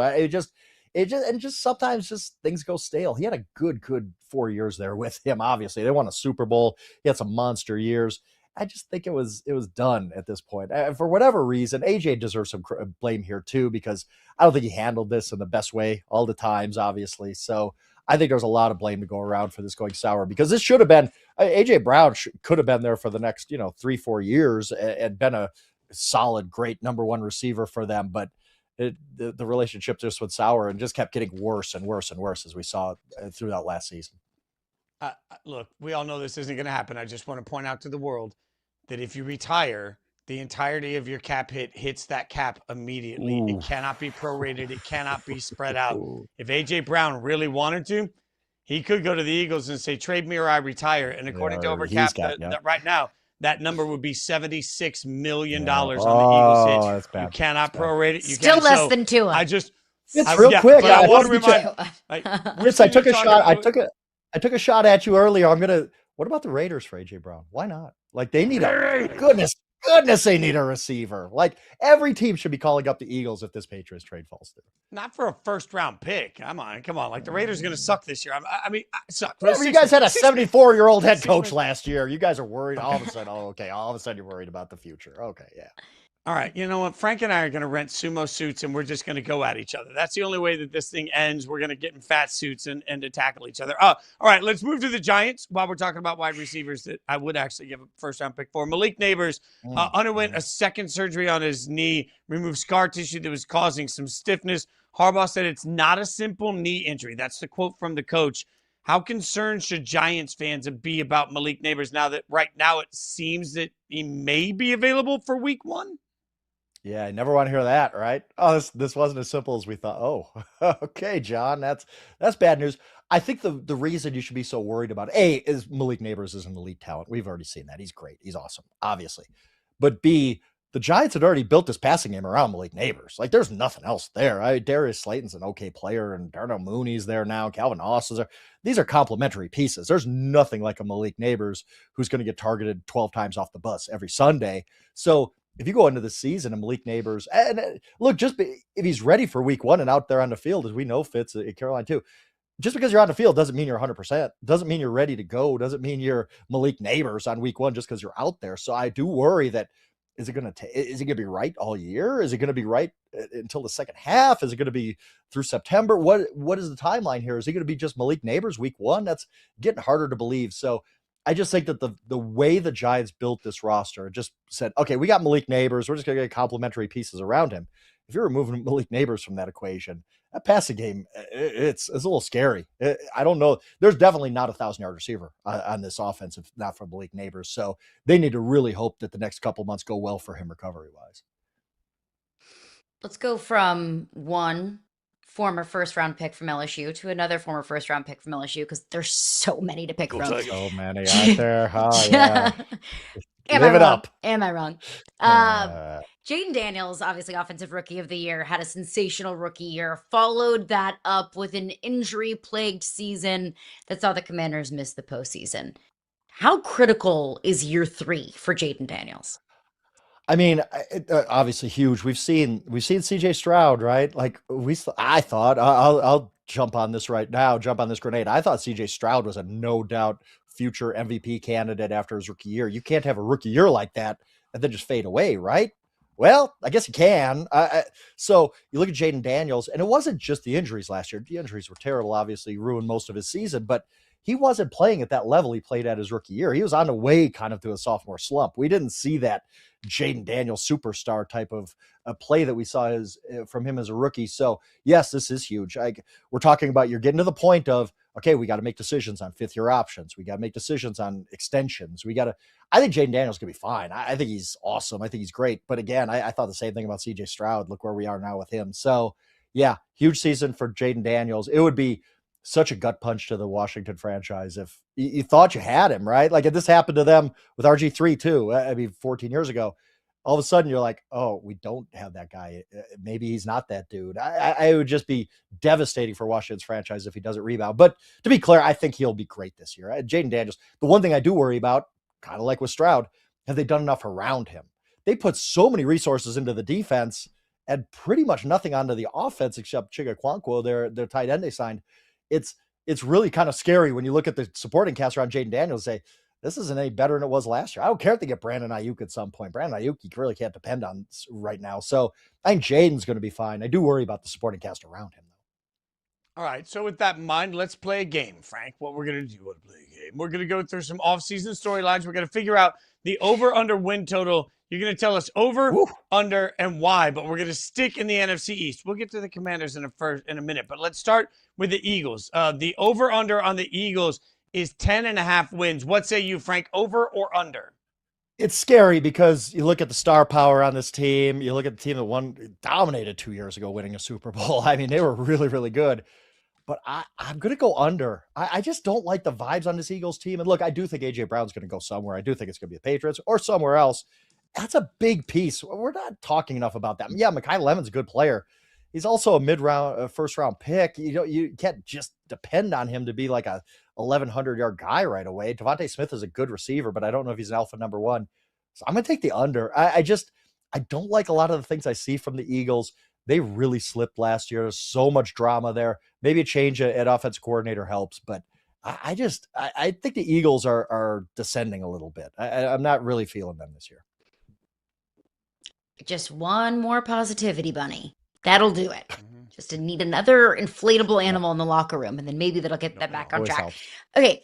The Cowboys, 8.5 wins felt shockingly low to me. And then I realized, oh yeah, by the way, they won 7 games last year. So this would be a massive step forward. So over, under 8.5 wins for Dallas. Not only over, way over here for the Cowboys. The Cowboys are the team that I usually have one team every offseason that I just fall in love with, plant the flag. I'm ready to go. How about them Cowboys? That is my team this year. I think the Cowboys are going to be really, really good. Do we know about the offense? Like, yes, you got to worry about the George Pickens drama. I get that. And that's a little scary, but the offense is going to be good. I just assume so. Good last year, going to be fine. The defense was the problem. Well, they've revamped the defense. I think they have 6 new starters over there, including Caleb Downs, who I think the world of. I think he's going to be NFL Defensive Rookie of the Year and have a good long career. He's going to be the next Derwin James, cashing in like he has. They have a new coordinator, which they desperately needed. You get some of that Vic Fangio flavor with Christian Parker coming over from the Eagles. I think the defense is going to be middle of the road, and they were 32nd last year. They were terrible. So you get the 15th, 16th on defense with that offense. I think the Cowboys double-digit wins easy. Like I have no question about that. This is over 8.5. You could give me 9.5. I'd go over 10.5. I might even be like, yeah, I could see it because I think the Cowboys are going to be really, really good this year. Kind of wanted you to give me a better yeehaw to that, but we'll forgive it. Quickly, let's go to the Giants then. 7.5 wins over under on the Giants, Frank. I got to go under just because, look, I think John Harbaugh is a great coach. I think he's going to fix what ails them. He's going to fix the culture. They were a bad football team last year. Getting them to 8 wins is like, that's a big, they could win 7 this year. And I think that's a good growth season for them. So I'm not all in on the Giants yet. Maybe by 2027, I'm going under here. 7.5 wins also for the Commanders, over under there. I'm going over. I think they've done so much on their defense. They poured so many resources into fixing that defense. And I just trust Shaden Daniels. I think he's great. I think he's a fantastic player. Just had a bad second year because of injuries and everything else. Yeah, their offense is going to sputter at times. So I think Jaden Daniels is going to he's a lifter, right? He carries those guys and he's going to get the most out of that offense he can. So I'm going over on the Commanders. So I'm judging by this conversation, you have the Cowboys winning the East. Is that correct? I got to do it, right, Fitz? I mean, it's a dangerous game, Frank. You can't go all in and leave some chips behind, right? You just got to shove them in the middle of the table. So I am shoving all my chips into the middle of the table with Jerry Jones' Dallas Cowboys. That is a scary place to be. Fitz, we've been there. I remember that a couple of years ago. It is a scary place to be, but I'm doing it. I think the Cowboys win the NFC East, yes. It's a bold strategy, Cotton. Put the cowboy hat on. Give me a better yeehaw next time. That's all I'm asking. There we go. Frank with good. the yeehaw. Frank, it was good. It's always great. I mean, ever the performer. At Yahoo Schwab. Follow Frank on social media. Frank, appreciate your time and your insight this morning. Can't wait to have you back, brother. Absolutely appreciate it. All right, great stuff from Frank. We'll continue breakdowns like yeehaws that you've never heard anywhere else. Coming up, Stefanski said, what? Some of the big NFL storylines coming next.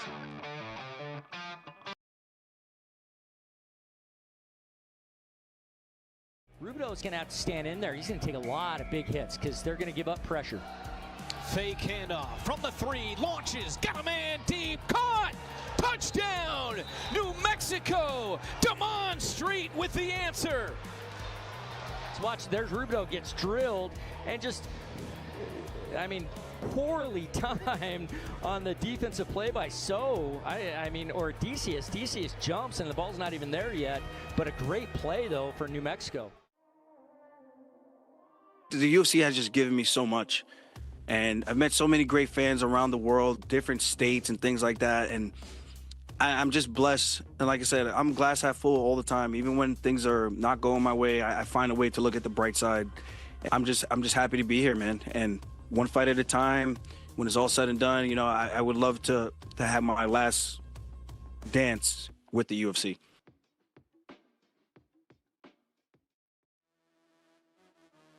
What's that like for you as a weapon to see different coaches come in and figure out how to best utilize those weapons? What's that been like for you? It's been great. You know, just working for guys like that now under Matt. They're just guys that, like, you want to play for. You get to see, like, how all of these great minds think. It's allowing me to learn. It's, like, keeping me on my toes and allowing me to just develop as a football player mentally.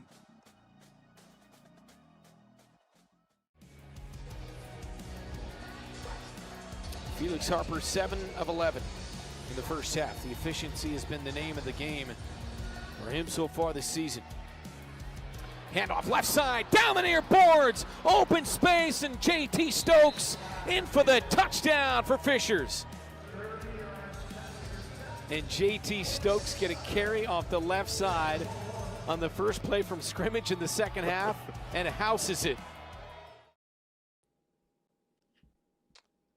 Hey, Coach Kevin Stefanski, now of the Falcons, remember, says accuracy is the most important trait for a quarterback and called Tua Tagovailoa's accuracy a, quote, innate, God-given ability, which brings us to one of our favorite news segments here we like to do on Yahoo Sports Daily. It's Tim Robinson inspired. It's, you sure about that? That's where we bring in a little bit of, it's so well done.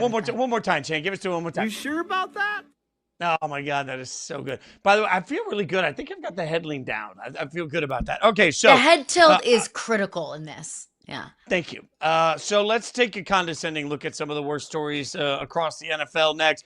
We'll start with this one. Stefanski gushing over to his accuracy. Caroline, you sure about that? You sure about that? You sure about that? Okay, now to be fair, Tua did complete 68% of his passes last year, which is awfully impressive.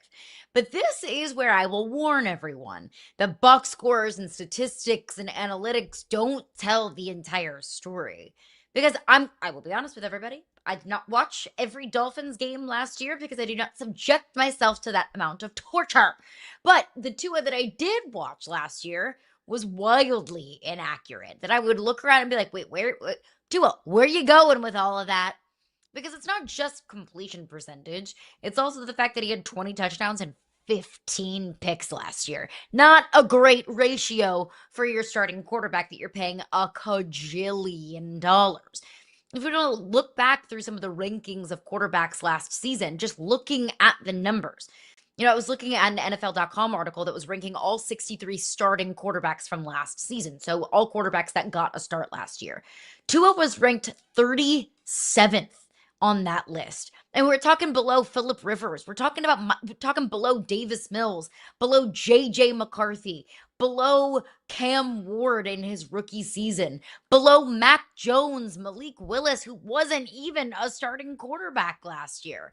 Because Tua, although he completed 68% of his passes, all of the other statistics were not impressive.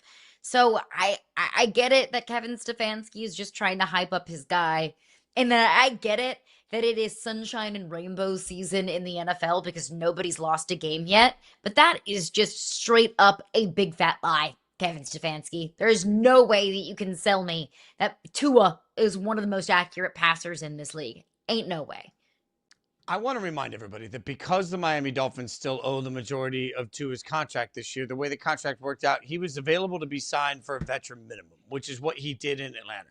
1 year, $1.215 million is what he's costing the Falcons this year. That's a real number.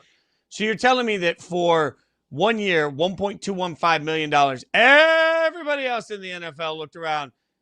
The Vikings looked around and thought, oh, no, Kyler Murray, right? Like everybody else that could have any quarterback need. Want to bring somebody else in the room. He's got this innate God-given talent where he's wildly accurate. He only costs us $1.2 million, which is roughly the cost of the Skittles budget in half of these football teams. But fine. Like the Falcons were the brilliant ones. Stefanski was the wonder coach that saw it and figured it out. I'm not buying any of this. Like when Tua's good, Tua's good. And when Tua's not good, Tua's not good. And the reason that he is where he is because he's maddeningly inconsistent. And I guess we're going to call the completions to the other team accuracy too. Maybe we'll just pretend he was aiming for those numbers on his chest.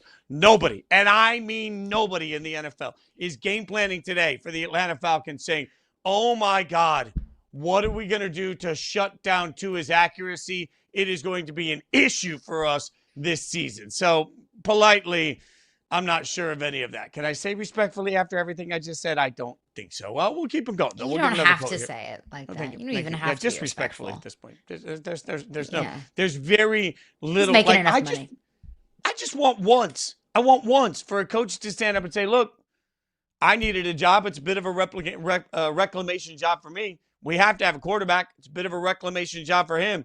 We're just hoping like hell this thing works. Like I would respect it. That would be so honest. I would respect it. Nobody gives me what I want. All right. More on what we hit earlier. How about this? The Vikings quarterback, JJ McCarthy, said there's, quote, no awkwardness between him and Kyler Murray as OTAs ramp up in Minnesota. We heard Kyler Murray say, everything's great, everything's wonderful. And then we got weird quotes from JJ McCarthy, which is basically JJ McCarthy's MO. So I ask you, Caroline, you sure about that? You sure about that? I listened to both of these clips from both Kyler and JJ, and Kyler said all the right things. Like, no, he's a really smart guy. We're teaching each other. There's no awkwardness. We've got a job. Like, he's doing the quarterback coach speak thing that you're supposed to do. And I was like, yeah, there shouldn't be awkwardness. These are two professionals. They're doing their jobs. They're just trying to help their own bottom line. Both of these guys are trying to win the starting job, but welcome to life in football. I didn't think that there would be, any issues in the room. Until I heard JJ McCarthy speak. And there was so much self-incrimination there. Because he was like, yeah, it's like two kids in high school in a classroom. And the coaches are teaching us. I was like, wait, what? I didn't think that there would be awkwardness. But because of what JJ McCarthy said, now all of a sudden I think, okay, maybe there is some awkwardness there.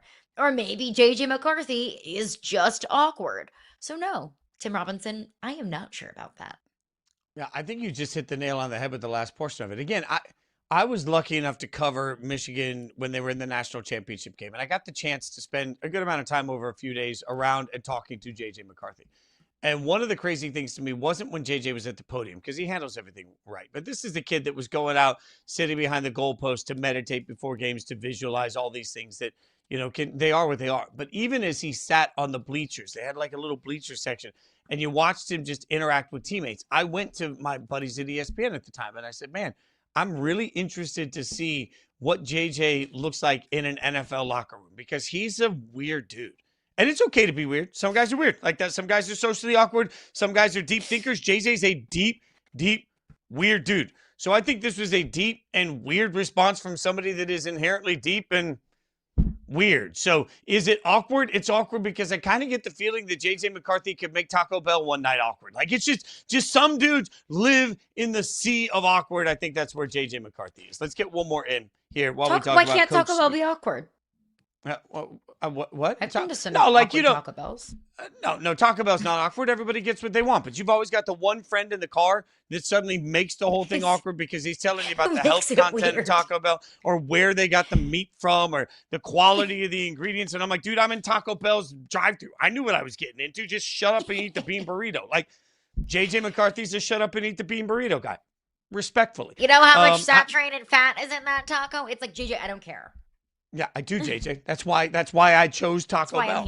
I'm here. So let's get one more in. Packers head coach Matt LaFleur said he is confident in his running back room despite the loss of Josh Jacobs. Now, we are not in any way, shape, or form making any light of the accusations that Josh Jacobs is currently facing regarding domestic assault. In any way, shape, or form, we are not making light of that. I do, however, listen to Matt LaFleur say, with or without Josh Jacobs, I like the guys that we have. Certainly, you can never have enough. Are we sure that coach should feel good about that running back room if there is no Josh Jacobs? We sure about that? So, Fitzy, behind Josh Jacobs in that room is Chris Brooks and Marshawn Lloyd. Famous NFL household names Chris Brooks and Marshawn Lloyd. Between the two of them, they have a combined, in their careers, 88 carries, which is a third of Josh Jacobs' carries just last year alone. So of course, a couple of guys that nobody's ever heard of and a couple of guys who barely touched the football should give Matt LaFleur a massive amount of confidence in that running back room. Of course not. Of course not. Everyone in the Packers organization is shaking in their boots if Josh Jacobs will not be available for at least a portion of the season next year, if not the entirety of the season. So, yeah, not sure about that, Matt. Look, I'd feel better about Marshawn Lynch being in this running back room at this point than Marshawn Lloyd. We have no idea what to expect from these running backs. I have no idea. I do know this. As a Raiders fan, when I watched Josh Jacobs leave my favorite team, and all the people in the world were like, oh, you don't pay a running back. You can put anybody in there. Then I went through a season without Josh Jacobs. Sure, and boy, what do you know? All of a sudden, turns out it's not true. Not just anybody can be a running back. I know that's the lovely narrative we've recreated, but nothing else LaFleur can say right now, but I'm definitely not sure about that. I'm also not sure about what the NBA is doing coming up next. The Board of Governors has approved anti-tanking rules that absolutely screwed one NBA team. We'll tell you about it next.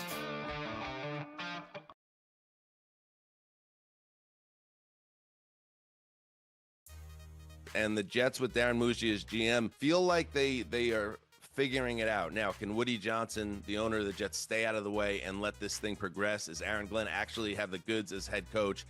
I don't know that, but I think Geno Smith was a really sound signing, and I really do think, dodging lightning bolts here, the Jets could surprise people this year and be a lot better than the team you've been watching the last 15 years during this historic playoff drought. How did you feel about his 2025? Do you think the hype is justified? Is he your number one guy right now? I would feel comfortable putting him as QB1 right now. What I saw from Arch down the stretch, I just think that a lot of people stopped watching Arch in October. It was like, this guy's not good. And they moved on. They did. And then we got to Florida. And then we got Tennessee. And we moved on and on and on. And he stacked games and he stacked games and he stacked games. I was texting a Southwest scout and I was like, fill in the blank. Arch Manning has the best pocket movement skills since, and he said Joe Burrow. Should AJ Bonsa be a lock for the number one pick going to the Washington Wizards? What do you think, Chad? He's been my favorite player to watch really all year. I love what AJ brings to the table and the upside. I think he's got the combination of a can't miss scorer who could just ultimately be, one of the elite top 5 players in the NBA. And I just don't think the Wizards take the risk. To me, he's the clear number one guy. Second down and 7, 5 to play. DeLorean launches, far boards, got a man deep in the end zone, caught, touchdown! The Orlando Pirates take a big shot and cash in. It was only a matter of time before he had the one-on-one situation, and he got a chance to show off that blazing speed. Quan Murray continues a massive night. The NBA's Board of Governors has passed new anti-tanking rules that include expanding the draft lottery from 14 to 16 teams, a relegation zone where the bottom 3 teams get penalized with lessened chances for the number one pick, and flattened odds, sources have told Shams at ESPN. And look, we talked a little bit about this. We knew this was coming, Caroline, but as I saw it actually pass through, I don't feel any better about it today than I did the day we saw it. There are portions of this that are fine. I see everybody saying relegation. It's not really relegation. Like, you're not making these 3 teams play in a different league. Suddenly you're just lessening their odds for the number one overall pick. Like, let's calm it down a little bit. You're still creating a weird situation to me where at the end of the season, there are going to be teams that might be borderline playoff teams that are suddenly like, you know what? Let's lose these games so that we have better odds in the lottery to get a better player next year. Like, if teams want to lose, they're going to lose. I mean, it's instead of rewarding being bad, which is what every draft in professional sports does, it rewards mediocrity. So what is this really solving? What I hate about this is that there is a world where a playoff team could get the number one overall pick. We saw it this past year with the Phoenix Suns. If you're the 8th seed, you will get a ping pong ball. Let's go back to 2020 in the bubble series, in the bubble playoffs. The Miami Heat were an 8th seed that got all the way to the NBA Finals. So in this new draft system, there is a world where the Miami Heat, who played for a championship and competed in the NBA Finals, could have had the number one overall pick. Tell me how that makes sense. Tell me how that makes this sport better.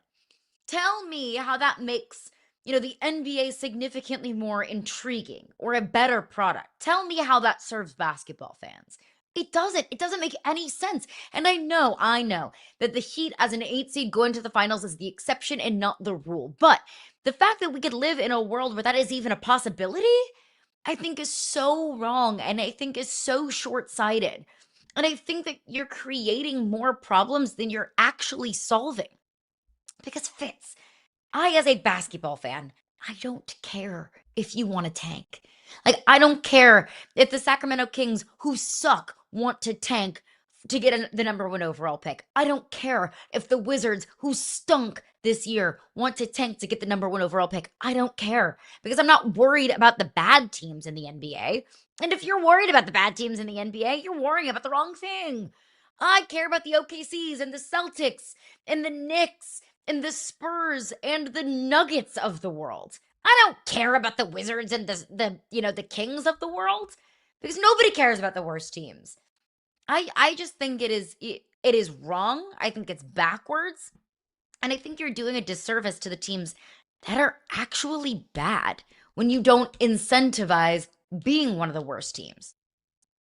There's no better draft in ratings. There's no better draft in promo. There's no better draft in pomp and circumstance. There's no better draft in public attention than the NFL's draft. And the NFL draft doesn't have to do all of these things to get clever and cute throughout the course of the year. And the NFL still has their own quiet problems with tanking. We watched it last year when the Raiders played the Giants late in the season, and essentially they were benching everybody, and everybody talked about it for like 1 week, and then we got distracted by good teams. That's what usually happens. You mentioned you don't care about the bad teams. You care about the OKCs. The OKC's got to be a good team by being terrible enough to be a good team. You've got to get in the right position. The other side of this to me, Caroline, and this is important, teams can no longer pick number one in consecutive drafts. That's fine. That doesn't really bother me. Nor can they pick in the top 5 of 3 consecutive drafts. What bothers me here is this applies dating back to the 2025 NFL draft and covers picks that have been traded. So the Jazz picked at 5 in 2025. They picked at 2 in 26.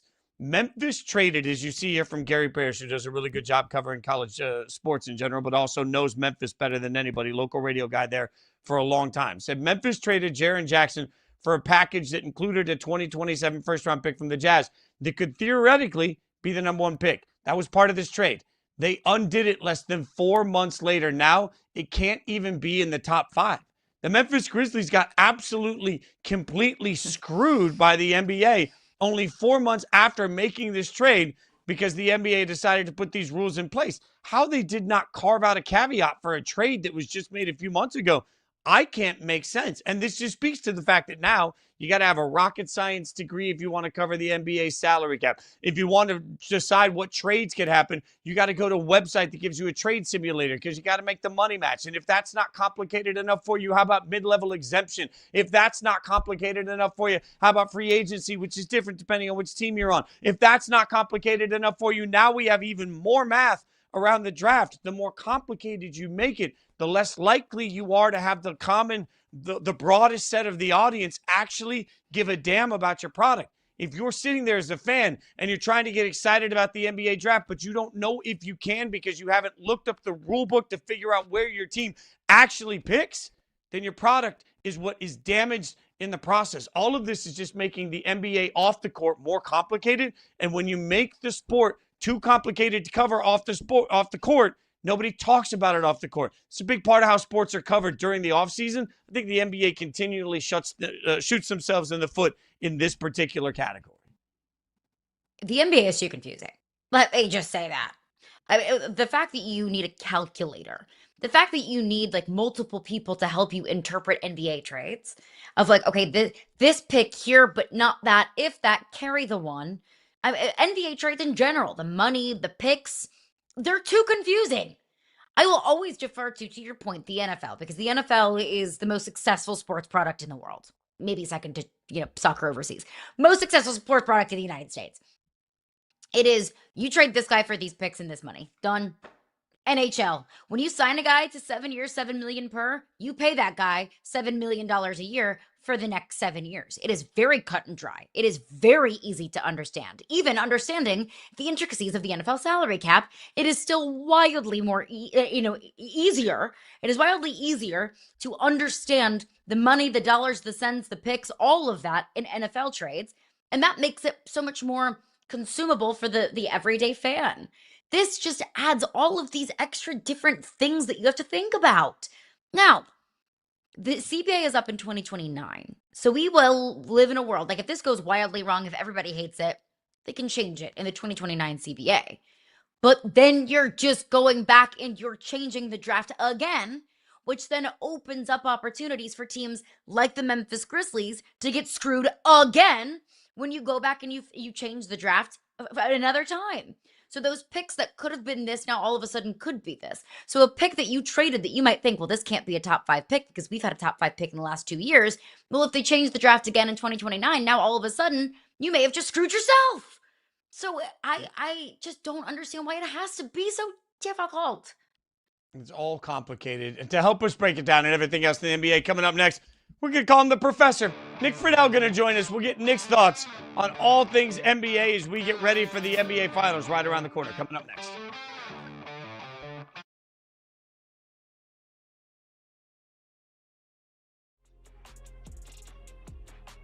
Are there any teams that come to mind, whether it's Brooklyn, whether it's Sacramento, or anybody else that you think has good incentive to try to move up in the draft? If there was a team that I was looking at that had an asset, it's Milwaukee at 10 that might use Giannis to, for example, maybe try to get that fifth pick from the Clippers. That's the only team that I'm looking at right now that I say, okay, I think they've got the juice.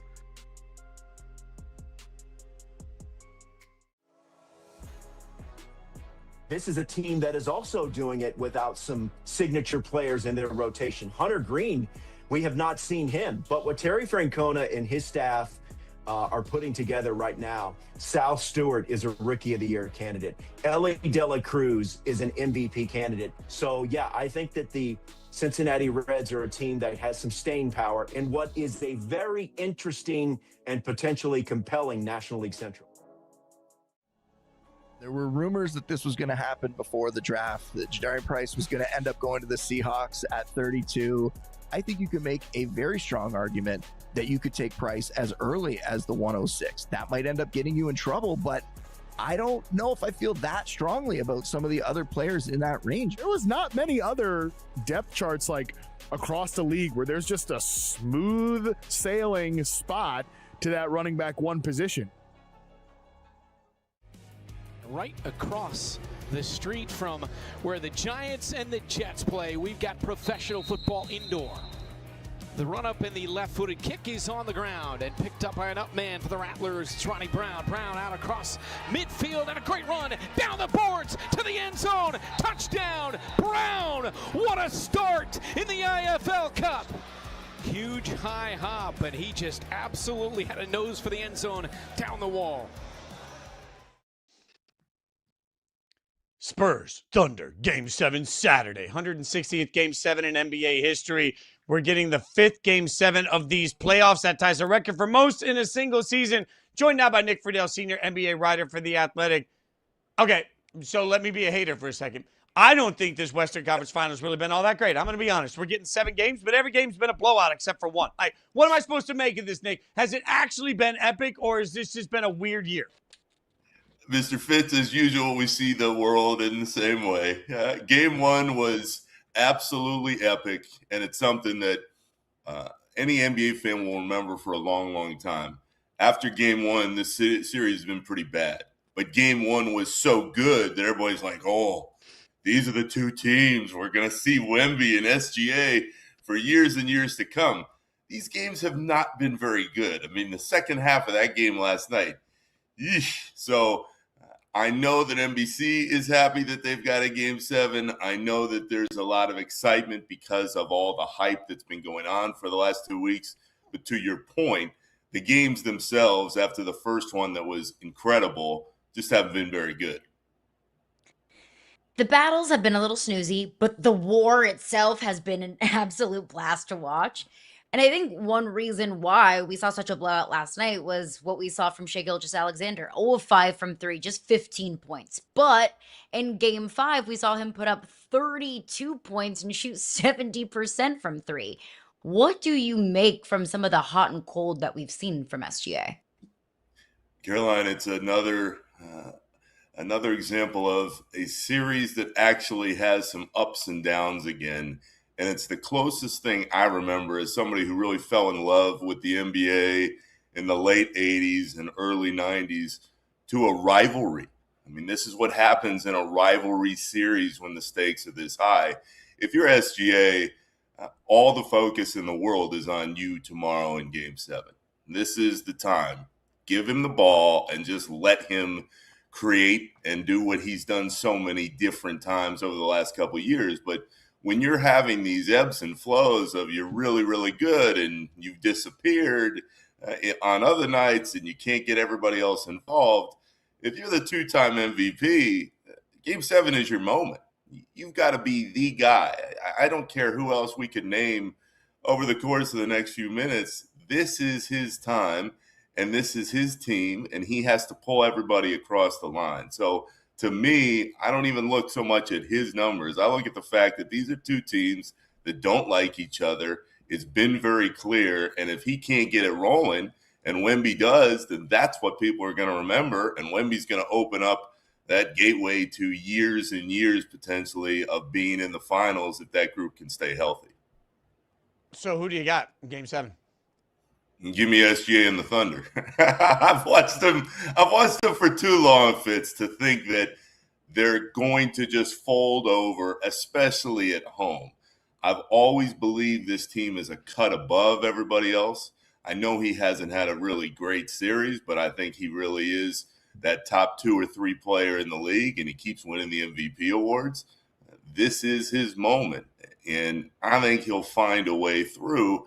But on top of that, the reason that I feel so strongly still about the Thunder is because of the depth. I mean, they have so many different guys that can beat you. If Wemby comes out in Game 7 and he dominates like he did in Game 1, okay, then San Antonio is going to go see the Knicks. But SGA is still that good. They have enough pieces around them that you think that 1 or 2 guys can really help. And I think that depth and the superstardom that he still has within him, Shai Gilgeous-Alexander, he'll deliver this team back into the finals. We can't keep talking about the series and not talk about Victor Wembanyama, the alien superstar, never been done before, never been seen before kind of guy. And look, one thing that I love about Wemby is his emotion. That he was clearly and obviously pissed off about SGA getting the MVP award before Game 1. The amount of emotion that he had in the All-Star game. He wears his emotions on his sleeve, but we also saw Wemby deliver an elbow into the neck of Naz Reid. We also saw Wemby skip out on, post-game media availability after Game 5. We see Victor Wembanyama have the same level of emotion and pissed offness that we've seen from Magic and from Kobe. Do you think that Wemby's emotion could be his greatest strength, but also his greatest weakness? Yeah, I like that argument, Caroline. I think it is always going to be a strength for him in almost all cases, because if you have a guy that has this much talent and he cares this much, yes, sometimes he can get burned by why he's got that fire, but more often than not, he's going to make himself get to that level that only the greats can. And usually what that means is he can rally around everybody else and they can all go, well, Wemby cares this much, so we're going to follow suit. And I like the fact that you mentioned the All-Star game there, because, guys, no matter what happens over the course of Game 7 and beyond over the next few years, what I think is so awesome about Victor Wembanyama right now at this stage of his career is that at 22 years old, he's gotten his peers to care about the All-Star game again. That is such a great thing for the league. It's why so many people believe that he will be the next face, because he cares about what he's doing day to day. He cares about the product itself, it seems. I know he didn't talk to the media recently, and that wasn't a great look. But I think on the whole, this guy carries himself like a star, and he wants to put out a star-like performance every time he's on the floor.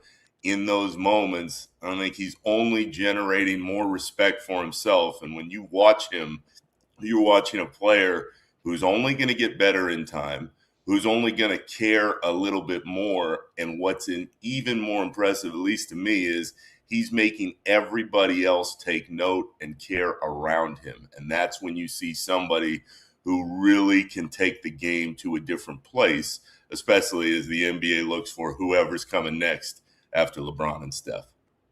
All right, so you've got 2 young teams, 2 deep teams, both with superstars in the league. Over the course of the next 5 years, which team do you trust to win more championships, Oklahoma City or San Antonio? I would still lean towards the Thunder, Fitz, although the Spurs' time is coming, and it might come this year. Who knows? When you have SGA at the level he's at, and you have some of the pieces around him, and then you have all those draft picks and all the different draft capital that they can piece together. And I think the biggest key to me is the person we haven't mentioned and who kind of goes in the shadows a little bit, at least in OKC, but certainly not in the league. It's Sam Presti. Now, I believe in the superstardom like we were talking about with Wemby, but I believe even more in what Sam Presti has put together and the talent he's put around SGA. So that guy always seems to be a move or two ahead of the rest of his peers, and he knows how to build teams in varying degrees. Because, again, look back 10 years or so, we saw KD and Harden and Russ, and that team didn't win a title, but it was really good for a long time. So the Spurs are going to get one or two, and Wemby is incredible. But over time, I still believe in this Thunder team because of SGA, because the talent that they have behind him, and because Presti always seems to press the right buttons. Let's look at the other side of this. The Knicks got some good news. Mitchell Robinson got surgery on that broken pinky finger. He looks like he should be available for game 1. How much does that change things for you for this New York Knicks team? Well, I can't make his free throw shooting any worse, Caroline. That was the first thing I thought. If he goes up there and his finger's not feeling great, just take the ball and see what happens at the line. But right now, it doesn't change all that much for me. Jalen Brunson is the baddest dude on the block. You want to talk about a player who gives the rest of his guys the confidence around him. That guy, he walks out there on the floor, especially at the Garden. He's like, all right, I got it. And all the rest of those dudes like, yep, he's got it. We'll find our way. And, then you start getting the production of OG Anunoby and Towns, a guy that I never thought could get himself to this level. He's playing differently.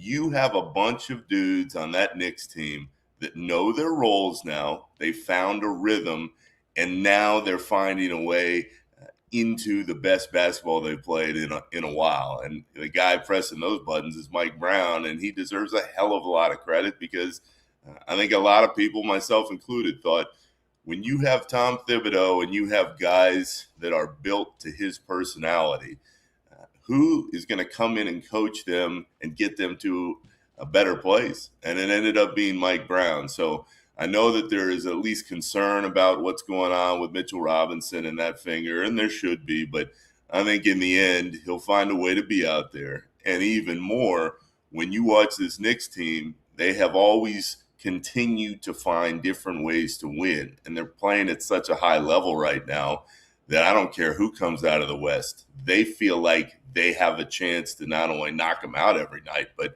maintain the same level of dominance that they've shown throughout this postseason.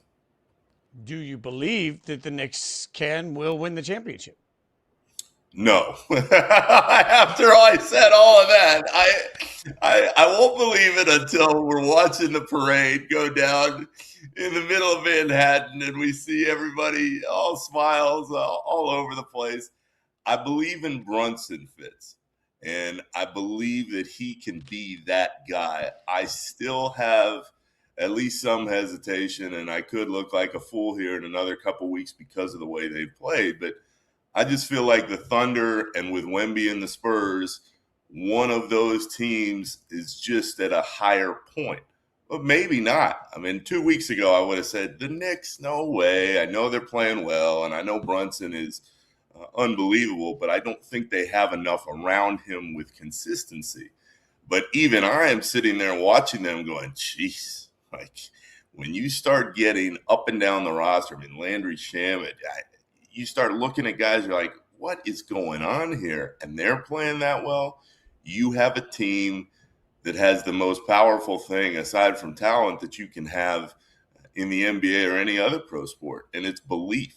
This is a group that believes they're that good now, and they believe they're going to win this title. So while I am sitting here going, I'm still not sure that they're not, they think it can happen. I just think that the Thunder and the Spurs, whoever comes out of that game, they still have a little bit more than the Knicks do. But the Knicks have all the time now in this series and guys, all the rest. And I think that is crucial to go and knock off whoever they're going to see soon.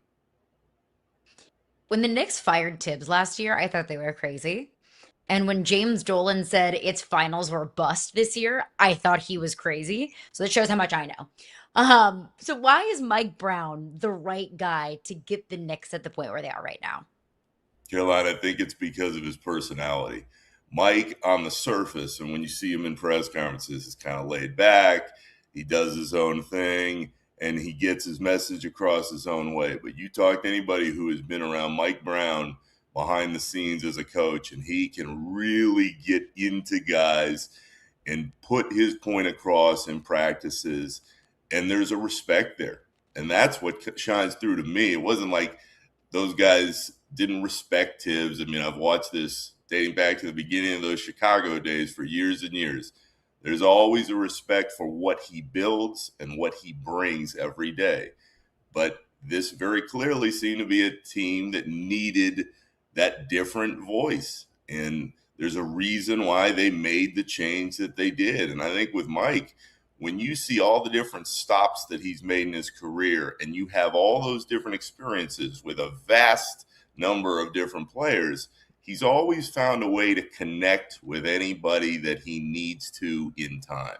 And I respect the hell out of what he's done, because I did not think the Knicks could play at this level and continuously get better in the playoffs. And that's exactly what they've done. So we can sit here and talk about Brunson and Towns and Harden, all the players. But when you have all those personalities and you're able to mold them the way that Mike Brown has, everything that he's getting in the form of respect is deserved, because to come in the first year with that pressure, finals or bust, and find a way to do what they've done, that guy is the man given the circumstances.